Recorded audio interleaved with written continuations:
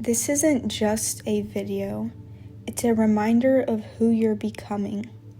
Every clip you see reflects the energy of a woman stepping into her power, confident, grounded, and magnetic. Take a deep breath and allow yourself to become her. Society wants you to live in 8s. Hear me out. Sleep 8 hours a night, wake up, work 8 hours a day, and then you have another 8 hours left in the 24-hour period to be whatever you want. A mom, a dad, content creator, whatever you want, right? It breaks you down in 8s. Like, that's how society wants you to think, right? 8, 8, 8. Sleep, work, rest, sleep, work, rest. Once you realize that you will not be successful cutting your life down in 8s is when you become great. Do you think entrepreneurs only work 8 hours a day?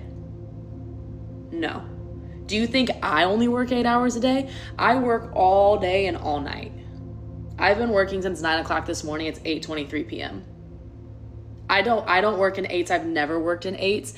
And I think that's why my life has propelled, because they want to put you in a box. And the box is in box of 8s. And once you realize that that's never going to get you to where you want to be in life, then you've started somewhere. I come from an entrepreneurial family. My dad's a very successful entrepreneur. I was raised to think like that at a very young age. I always knew I was never going to work a 9 to 5. I always knew I wasn't going to be your stereotypical stay-at-home mom with children. I always knew I was going to work. And I have just trained my brain into thinking the complete opposite of the 8s. And that's why people are like, why are you always traveling? Why are you always doing things? Why do you always have money? Because I don't work in 8s. I do what I want when I want. I travel when I want. I go anywhere that I want whenever I want, because that's life. That's how you're supposed to live. You're supposed to be able to do whatever you want whenever you want. That's why we're living, right? Why are you living? You're living to live a great life. You're not living to work. So try to get out of the 8s. And once you get out of the 8s, you'll start to level up. Trust me. Building a business and building a brand is the hardest thing that you will ever do, but it is also the greatest personal development journey you will ever go on. You constantly have to push yourself out of your comfort zone. You constantly have to do things that scare you. You constantly have to be open to failing and getting things wrong and be on a continuous learning journey. That takes guts and it's hard. Once you get to a place where you have built something that you never ever imagined that you could ever do, honestly, the most incredible feeling. It is just amazing. You will never be rich until you realize wealthy people never have jobs. When have you seen a wealthy person have a job, truly? When have you seen a street interview where a wealthy person has had a job and not a business or assets? This is a financial lesson you need to remember. Wealthy people have businesses and assets. Assets, investments, real estate, digital assets, now like courses and ebooks. Yep. Such as investments as in investing in franchises or just literally crypto or stock market, okay? Businesses, online businesses, brick and mortar businesses. My favorite is online businesses because this, literally this right here, what I'm doing right now, created $2 million for me in 17 months. Talking to my fucking phone. Talking to my phone and also creating a sellable, scalable digital product based off of my magic. Not only was I not making anyone money except for me, because even when you're a doctor, right? Let's talk about you go to college. Even when you're a doctor, you're a lawyer, you're still making someone way up there, much bigger, that you can't see money. It's not your business. It's not your practice until it is. I mean, yeah, you're always making people richer until you make your own business. You will always be making someone else richer and someone else's life easier. You'll be working for someone else's freedom until you make your own. All right? The only difference between you and a millionaire? Education. It's not college education. It's not high school education. It is money education. Financial literacy. All right? Business acumen. Business model knowledge. Okay? Tax knowledge. Yeah, babe. That shit gets real when you start making money. Fucking let me tell you. Okay.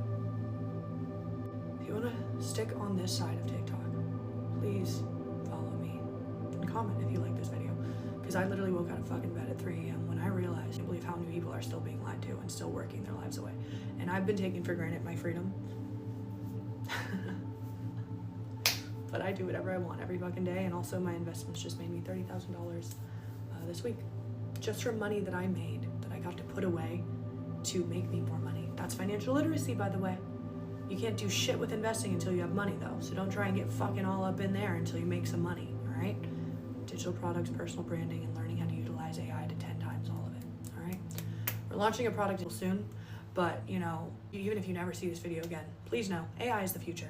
If you're not on top of it, either figuring out how to utilize it to grow a business right now, or get you better and more of an asset in your own job, you're falling behind.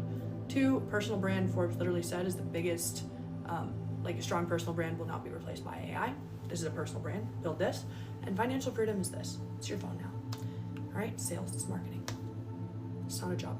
5 things I do as a successful businesswoman. Number 1, I've always believed in myself, even when no one else has believed in me, even when the goals are very far-fetched and very, very big. I've always believed in myself and it's always worked well.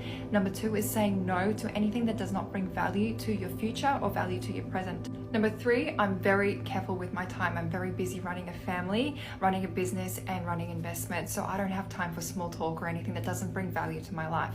I will say no, or I will say, I'm sorry, I'm too busy for that. And number 4, I am always learning, always reading a new book, always learning a new course, or if I'm just sitting on YouTube learning things that I didn't know before. So I do prioritize that a lot. I've always been an introvert and I've always enjoyed it. Number 5, this one's very important, is never give up. If you don't ever give up, and no matter how many times you fall down or you fail and you keep going, you will get there, I promise you. Have a lovely day. Most of my friends that are multimillionaires own boring businesses, and it made me realize that boring businesses don't make boring money. See, while most people are focused on the sexy, fancy businesses like clothing brands, subscription boxes, beauty brands, some people are making serious riches in the boring niches. And as I studied my friends, I realized that their businesses are so lucrative because they're absolute essentials. They're necessities, that it doesn't matter if we go into a recession, if we have a pandemic, the everyday person, including the government and large organizations, still need the services that they offer. Look at most boring businesses. Those are the businesses that are franchised. It's the care homes, it's the waste management companies, it's the HVAC companies, it's the cleaning companies. Those are the companies that are nationwide. And franchising is one of the best ways to build your business empire. You essentially get other people to pay to help you build your empire in different places in the same country or even across the world. Typically, some of the most profitable boring businesses are the ones that private equity are buying up left, right, and center. Boring businesses help you build generational wealth. Boring businesses help you look after your kids and your family. Boring businesses help you have location freedom.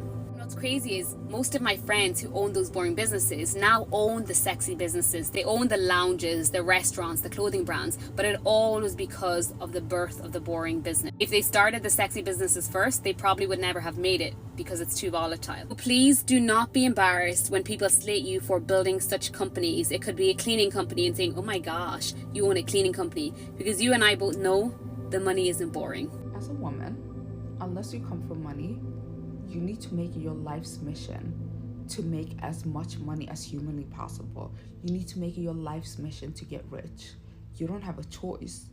If you don't come from anything, how can you choose a career that is not all that? You need to make everything about money. You need to focus on the money. If you want to go to uni, you need to pick the career that will make you the most money.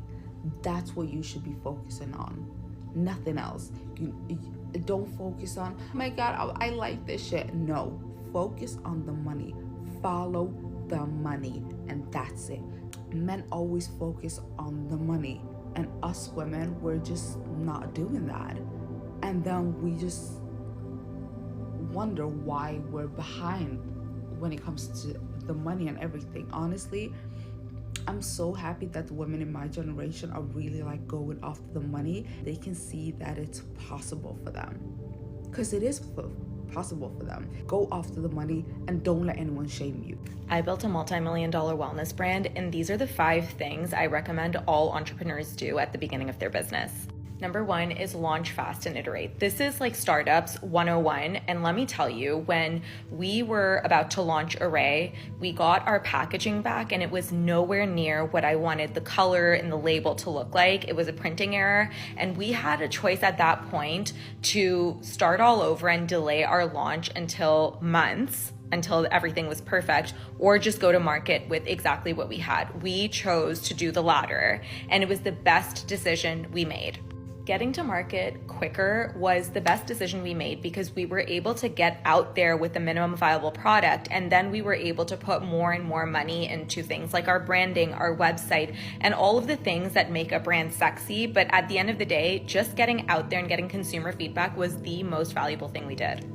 So for you guys as new entrepreneurs, don't wait until things are perfect. Always be willing to change things and iterate based on the feedback that you're getting from customers. Speaking of customers, number 2, always make your customers feel like influencers. When I look at what brands do wrong, I notice that oftentimes they place too much weight on things like influencers and VIPs and not enough on the customer. And at the end of the day, your customer is an influencer.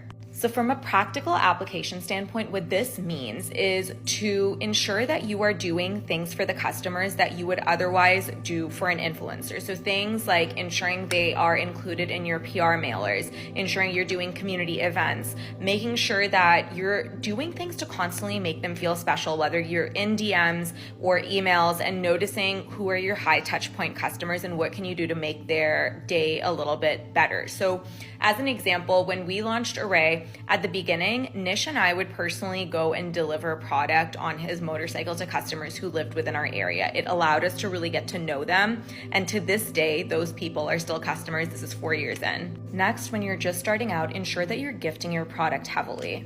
And I don't just mean to like super large influencers. I mean gifting them to people who are relevant to whatever it is you're doing. So as an example, when we launched Array, I was gifting really heavily to nutritionists, doctors, health coaches, essentially people that a consumer would go to trust with their health. Because I knew that if a doctor could recommend this product, then we had really won over a customer for life. So find that parallel within whatever you're building, because oftentimes when we think of gifting, people think, oh, like I'm just going to gift to a large influencer. No. You need to be a little bit more broad than that.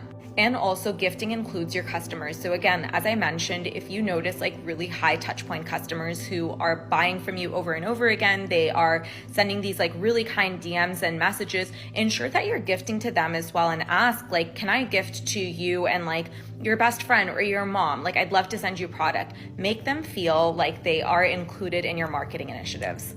Your first few hires should always be generalists versus specialists, because as a founder, you need support in a lot of different areas when you're just starting out. So our first hire, who's still with us, was a really good generalist. She was willing to jump in and do whatever we needed her to do. And then over time, she grew with the company, and now she's obviously a specialist. And the generalists that you hire should be able to grow with the company so they can narrow in on a specific role at some point in time. So what I mean to say is know their interests and where they're excelling early on so you can place them into a more specialist role down the line.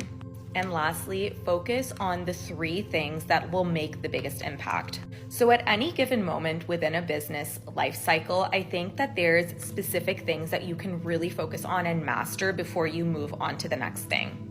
So for us, what really moved the needle in our first year of business was treating our customers like influencers and also influencers. So our goal was to narrow in on those 2 areas and really master them before moving on to anything else. We just knew we were masters in building community and making people feel really included in the story of the brand. And so that is what we really focused on mastering before we moved on to other things like Facebook ads or PR or like any of these other things. Oh, and this is not even a tip because this goes for the basis of everything that I'm saying. You have to have a good product. All of these tips come secondary to a very good product, because no one is going to keep coming back to your business to buy whatever you're selling if your product sucks. So make sure that you have the right product and like the best product that you can put out there into the world before you do any of these other things. Nish and I always knew as founders that we would never go to market with something that wasn't the best in the world. And so even with our first 2 products, the product itself, even though the packaging and the website weren't in their final forms, the product itself was best in the world. Like, we knew it was the best in the world, so we didn't have to pretend, you know, and like the numbers speak for themselves. That's why our retention is high. So last tip, and the basis for your whole business, is ensuring that you go to market with the best product in the world. Your future self is proud of you. Keep showing up, keep glowing up, and never stop becoming her. If you resonated with this video, subscribe for more.